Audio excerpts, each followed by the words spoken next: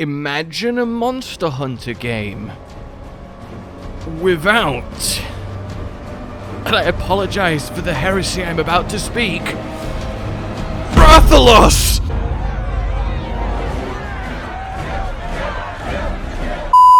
Okay. We all know that that's never gonna happen, right? That's never gonna happen. There's only really been 3 monsters that have been in everything, and it's Rathalos, Rathian, and then weirdly Kelby. Ooh, that smells nice. Thanks, I both eat it and hunt with it. Can I have some? Would you trade me your horns? I just remembered that I'm an herbivore. Or perhaps not weirdly, given their immortal nature. But the thing is, that list used to be, well, much larger than 3, until eventually every monster that was on it lost its place by 1 game here or there, not including them. And I imagine each time that happened, there was a certain group of people who went, no! Or something along those lines, I'm sure. So I want to kinda use that little context then, and apply it to the future. The future that is the inevitable, inexorable Monster Hunter 6.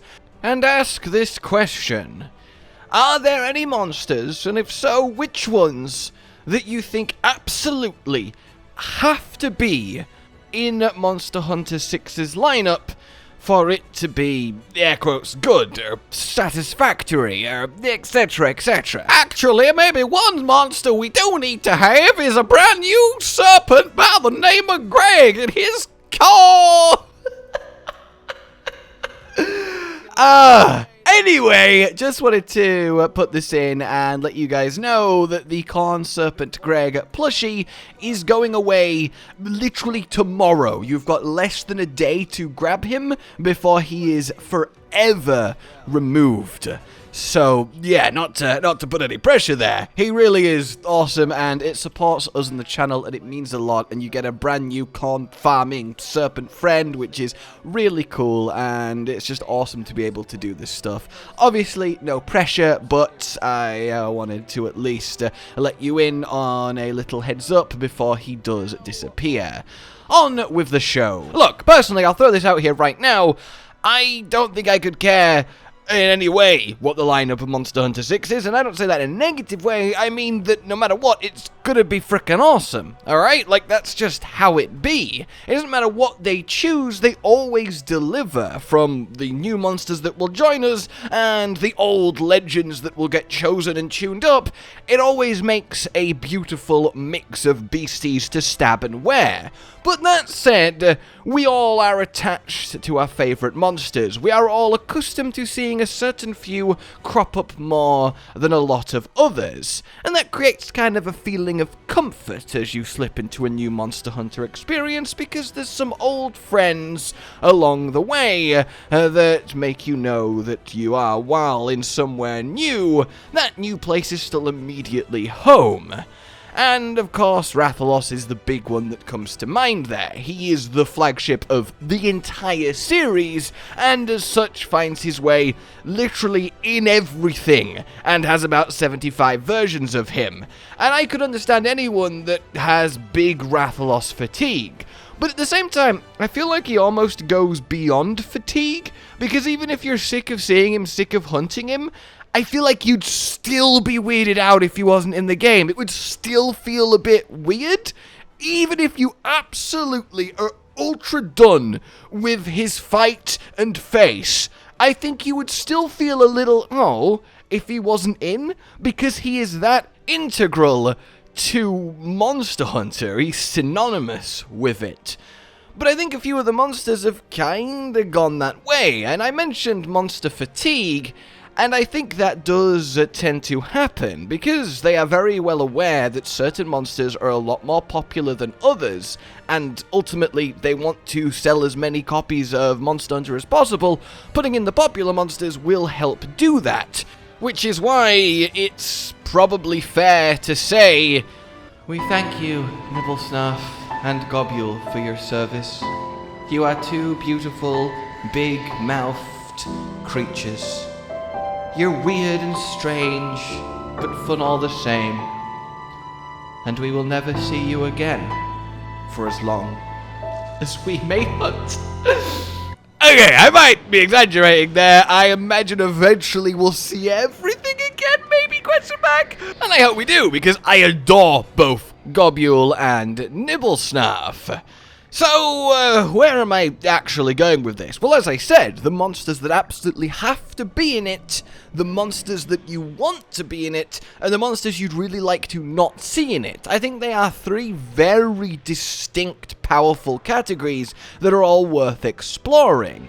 Because I think the monsters that need to and the monsters that you want to might well be separate in a bigger way than you might initially imagine. Like, I want Duramboros and Zamtrios to be in Monster Hunter 6 because I want Cotton to be a happy hunting boy. But I don't think either of them need to be present or it'll be a general disappointment. Whereas something like Deviljho, I don't necessarily want him to be in it, because I think he is one of the monsters that, for me, has that kind of fatigue. But I think with him skipping Rise and Sunbreak and being such a big deal, he probably needs to be in it, or at least a new form of him for the first time that isn't just, you know, savage. That would be kinda cool.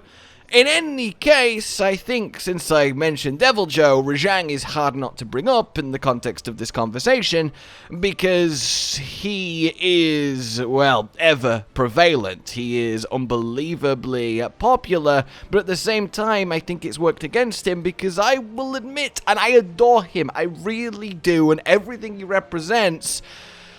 But it's kind of, enough's enough. I've been punched by Rajang year after year. Oh, we could maybe have one, you know, have a generation without him. You know, World didn't have him, Iceborne brought him back, but we could maybe have a little bit of a Rajang-less time. But even as I say that, it's not like I'd be genuinely upset if he was actually there. And you continue this line of thinking, and then you end up at the perhaps most obvious category, which is the flagships. And when we look at what this game will be, this big 20th anniversary spectacular, celebrating all that Monster Hunter is, marking its 20th year with its 6th generation in this presumably biggest, best game ever for the series. Well, any given flagship that made it happen, that's iconic to its existence, that we got to see in the beautiful reel of them not actually being in, would be, I think, a definitive shame. As much as Tigrex and Nagakuga would get that little like, oh, here they go again, of course, Tigrex and Nagakuga, whew, almost went 5 minutes without hunting a Tigrex or a Nagakuga. I kind of feel like they all do need to be there. You know, Seregios just managed to claw his way into the 5th gen. I don't want him immediately kicked back out for another 15 years. I realize it's not been 15 years since he last came in, but you know what I'm saying. I feel like he often does get overlooked, and I was so happy he actually got to do a bit of Breaking Sun. In any case, I think what we can safely say on the flagship level is you absolutely have to put Lagiacrus in Monster Hunter 6.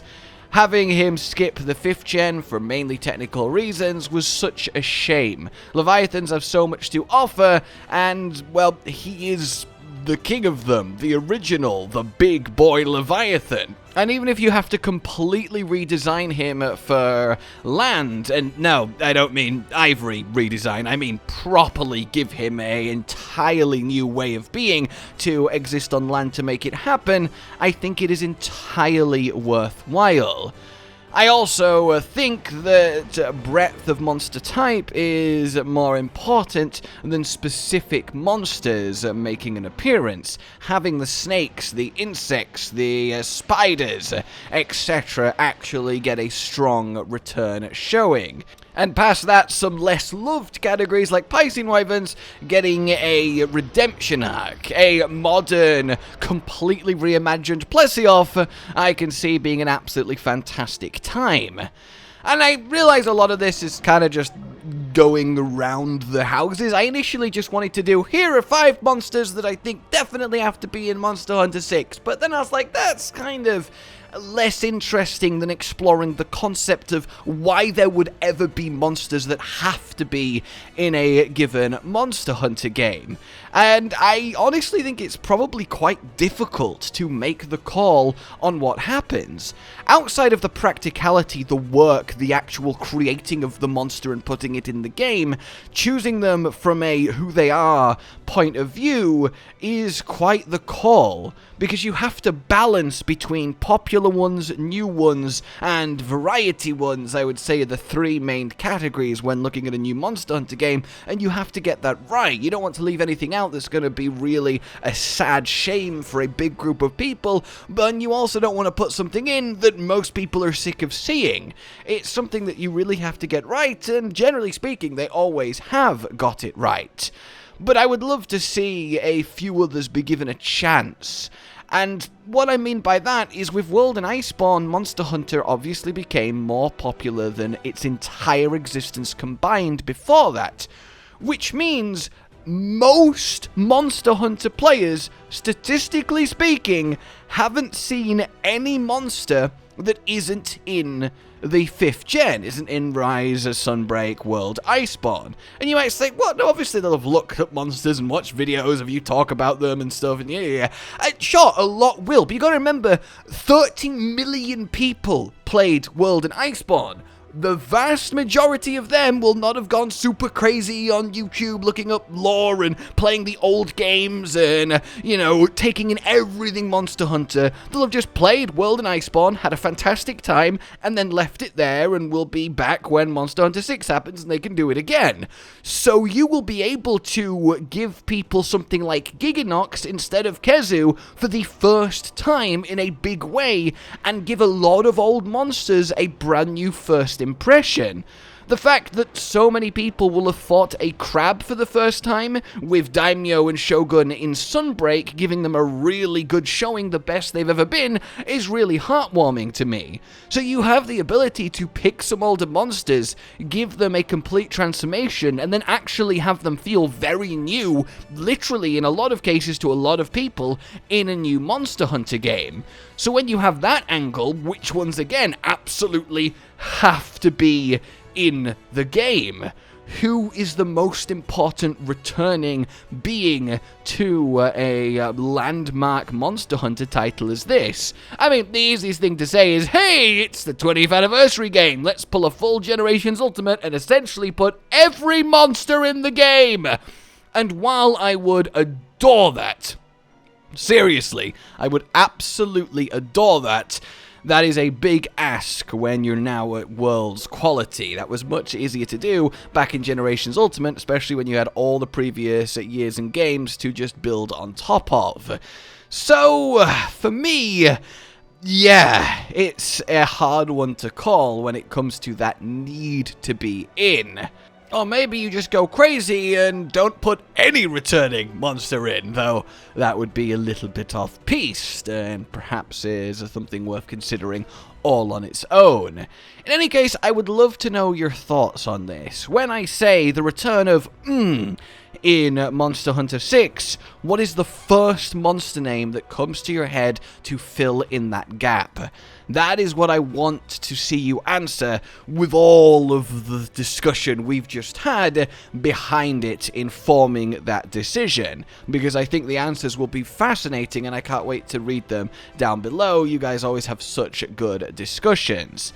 And past that, as long as we get Bracky Daddy, everything is good. For now then, like if you enjoyed this, subscribe and hit the bell for more. Consider supporting the future of the channel on Patreon down below. And until we meet again, a goodbye. Josh, Cotton, and Hollow with the videos, dropping the humor like a hammer on your tippy toes, bringing entertainment on a daily arrangement to take our insanity and turn it into entertainment. Yes, I said entertainment twice, to reiterate that it is nice to look into your faces on a mostly daily basis when you let us in your homes to make the whole world a stage. Goodbye.